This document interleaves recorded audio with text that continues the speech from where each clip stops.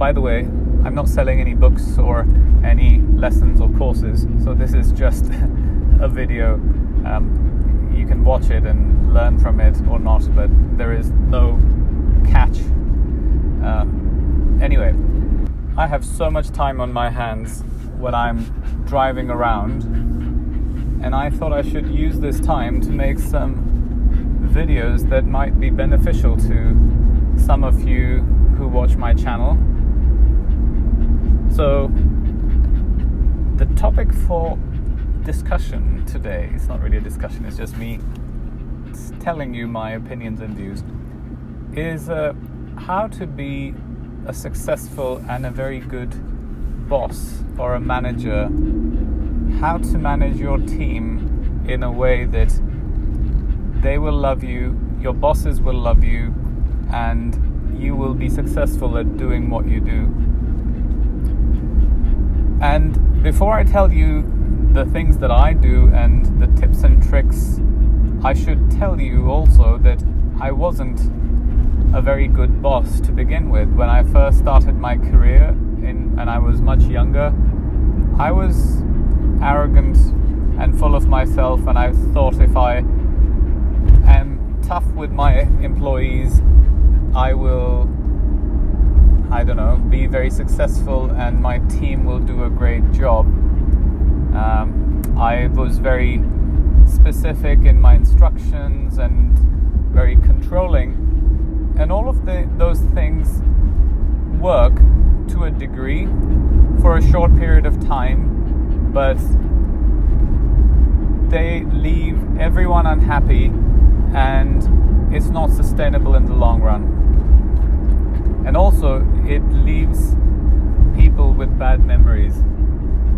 So over the years, now that I'm in my 40s, after running large teams for many, many years, I have, I think, perfected my own recipe at least that works for me very well. It may work for you. If it doesn't, I'm sorry, but it's worth considering it and seeing what you do in your life, and maybe you can change some things. The first thing is, whenever you have a team of people and whenever you have employees, always put yourself in their position and empathize and think about what they're going through and how they are perceiving things. If you were in that place or in their position, how would you feel? That's very, very important, because a lot of the times when you're good at what you do and you become a manager, you kind of forget what others feel like and how you felt when you were that age or that much experience or at that level. So the key things that I will say are empathy, understanding what it is that drives that individual. So let's say you have a team of 10. I've had teams of 12 to 15, and I've had a department of 250. So at any given point, your direct reports, or the people who work directly for you, are going to be between, any small number to about 15, which is a maximum number of people you should have. Anything more than that, you can't really manage them properly. Obviously, if you're running a help desk, it's a different thing, because you have a bunch of people who are doing exactly the same jobs and you're just directing their work. But if you're running a more senior department where people have varied skill sets and varied roles, and you're one of their managers, then you certainly need to think about what it is that drives these people. Each individual will have some motivation to come to work. Some people come to work for money. Some people come to work for personal satisfaction. But everyone, no matter what their motivation is, wants to feel valued, and they need to feel that they're contributing to your team and organization, because that will give them satisfaction and fulfillment, which will make them a good employee. So as a manager, it's your job to make sure that your staff feel motivated and fulfilled. And that's not just by giving good speeches and giving them targets and goals to deliver. It's more important to understand what their individual skill sets are and how they feel fulfilled. Once you figure that out for each individual in your team, it will make your life much easier to distribute the work to them, and it will make their lives easier to feel fulfilled and part of the team. What I'll do is I'll use one of my roles as an example where I had a team, a considerably large team of I think 12 or 14 people, and they were junior people, so business analysts and smaller vice president level people, and then I had senior people who were director level, and all of them had different skill sets, different experiences.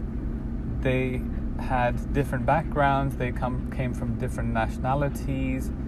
So I had Pakistanis, Indians, Italian, German, Irish, quite a few Polish, different nationalities, obviously several English people there as well. And so you have to create a dynamic in the team where everyone feels motivated, they feel they're part of a group, they're closely knit. Obviously, when I took over the team, there were some disagreements between the team members.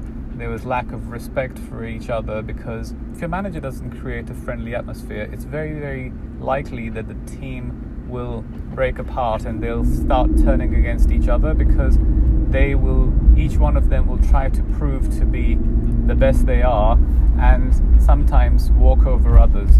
So you have to make sure that everyone feels and believes that we are going to succeed as a team. It's always we and it's not me. And you are not going to judge individuals so much, you're going to judge the team. So if one person makes a mistake, everyone will have to suffer the consequences. And the rest of the team would know that there is something that needs to be addressed, but they wouldn't know whose fault it is. So that person who made the mistake in the first place now feels protected by their manager. They feel like they need to do better next time, but they know that they're not going to be punished for it. So what I find is that people's conscience is so much more powerful and stronger than anything else. So you don't need to tell people off. If they've done something wrong, they know it already. As long as you're constructive and you let them know how to improve it, they will do it. The other thing is, with the team, I would usually 9 times out of 10, I would have a very clear idea of what my objectives were and what I wanted them to do. But what I very strongly believe in is that 10 brains is better than 1. Doesn't matter how smart I am, I cannot compete with ideas and other people's brain power. And collectively we could come up with something great, and even if they don't come up with great ideas, they'll definitely help me refine and finesse my idea. So what I would do is I would go into my team meeting with the objective that I have in my head, but not tell everyone to say this is how we should do it, this is how I want you to do it. I would go into it saying, I have something that we need to address, or we have something that we need to address, and then put the idea on the table, but then ask them leading questions so the team comes to the conclusion or the solution that's in your head, but they feel like they've come up with the answer rather than you giving them the answer and saying go do it. When people feel engaged and involved and they feel they have done the work, or it's their idea, they will do an amazing job. If you just give them a task, then they feel like it's not really my idea, I don't really agree with it, there are points in it that are bad, but I can't do anything because my boss has told me to do it. And you don't want to be in that position. You always want to make sure that each and every person is engaged. So when you do a brainstorming session and you have a discussion with your team, then first of all, when you're asking these leading questions, sometimes they will give you some amazing answers, and sometimes they'll give you some amazing ideas that you can then bake into the original idea and make it even better. If you disagree with people's point of views, don't crush them and kill their discussion or their debate. Ask them questions and question why they came up with that proposition, what led them there, how you expect them to think, so you can help them improve their analytical thinking. So a manager is not just about assigning tasks, it's about leading a team of people to do the best they can. If you're just a manager who's assigning tasks, all you're doing is palming out your brain's capability to other people and asking them to perform certain tasks. But if you're a leader, you are going to make sure that people come up with their own ideas, and if they don't come up with their ideas, they will enhance and contribute to yours, and collectively you will all succeed and do a great job. The other very important thing is, it doesn't matter if you came up with the idea and everything was done 100% the way you wanted it, and your team did nothing. They contributed zero except for producing the content. You need to give credit to your team, because if you give credit to your team, they will feel motivated. So it doesn't matter which line of business you're in, but if you and your team do a great job, what will happen is your customers, stakeholders, whoever it is, your clients, will look at it and think, Ethan did a great job, or whoever, whatever your name is. They will know that there is a team behind it. And if you give the credit to your team, it will make you look like the stronger person who's able to pass on the due credit, and it will also show that you managed to select and find a good team that is capable of delivering X, Y, Z. If you don't give your team any credit and you blow your own trumpet and make it sound like you are the next best thing and the cleverest person that ever existed, all that's going to do is make you seem like you're a dick, and that you might be clever, but you haven't managed to find a good team, and you haven't managed to put together an organization that's productive. So your immediate managers, your colleagues, everyone will start wondering, why do you need 12 people if you're the one who's doing all of this? Why don't you just do it, or have 2 people instead of a massive team? And on the other hand, your team will feel demotivated because they'll feel like they've done all the work but they've had no credit. So what I would do in situations like that is I would give the finished product to one person who did the most amount of work and tell them to go and present it to the client, to the management, to whoever. Or if you think that they're not capable of doing, then you take them along with you and you do the presentation and give them credit in front of other people to say, this person did so much work. Again, it's not going to make you look incompetent. It's not going to make you look like you don't know what you're doing. This is something that a lot of people forget and I think make a mistake. They think that if they don't go and present the work as their own, their management, stakeholders and their clients and everyone will think they're not good. Because there's a lot of stuff that's going on in people's head which is at a subconscious level. And this is one of those where people may not necessarily notice that they're seeing other sides of your personality, but they're subliminal messages, they are body language things. There's a lot of stuff that's going on that other people are perceiving and picking up. And by you looking humble, makes you look confident, makes you look like you have nothing to prove. People who have nothing to prove are the ones who are actually capable of doing stuff, because they don't have anything to prove. The ones who blow their own trumpet are the ones who have something to prove and are insecure. No one likes insecurity. So these are like a few pieces of advice that I can give you. If you feel that your team doesn't have the right caliber, and perhaps you've inherited another team from someone which doesn't have the right candidates or the right individuals, you can improve that. There's no need to moan about the fact that you got a weak team and you need to now either change them or just deliver poor quality work. It might be a bit more of an effort.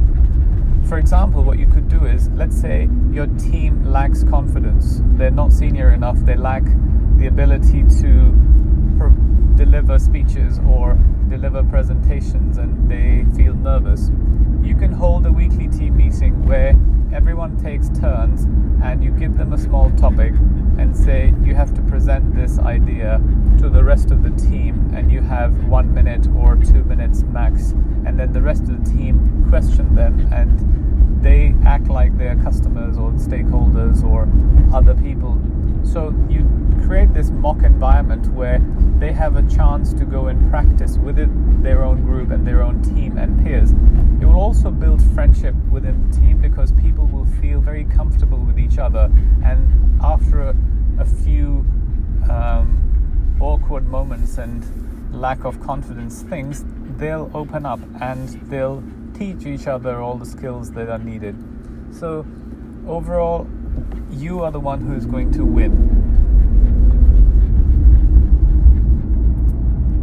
One final thing I would say is, make sure that you are not very prescriptive in your assigning of tasks or working with your team, because if you're very prescriptive, you're taking away their ability to create. You want creativity in your team, so give them guidelines, give them an overall idea of what it is that you want to achieve, and then let them work on it and come back to you. You can rip it apart and make them change it or do it all over again, but let them be creative. That's the only way you're going to get the best out of people. They will respect you, they will love you, they will support you, and people who work for you are the ones who lift you up. It's not your manager who will promote you, it's the people who work for you who will promote you, because they'll go around and tell other people what a great person you are, and that is more powerful than you going to your manager and saying, oh, I've done X, Y, Z and delivered this. Hearing it from other people is what gets you there. It may not be immediate, it may not be your immediate boss either. They might go and tell one of your colleagues who tells someone else who tells someone else. You may get other job offers. So there's like endless things. It's a win-win situation. So hopefully this was of some use. Thanks for watching. Please subscribe, like, do all those things that are needed to keep this channel going. Share it with other people if you think it's going to benefit them, and give me your ideas for more videos to make, and I'm happy to talk about any subject. I don't have any agenda, I'm not selling anything. I just want other people to benefit from my experience, and the mistakes that I made, I hope others don't make them.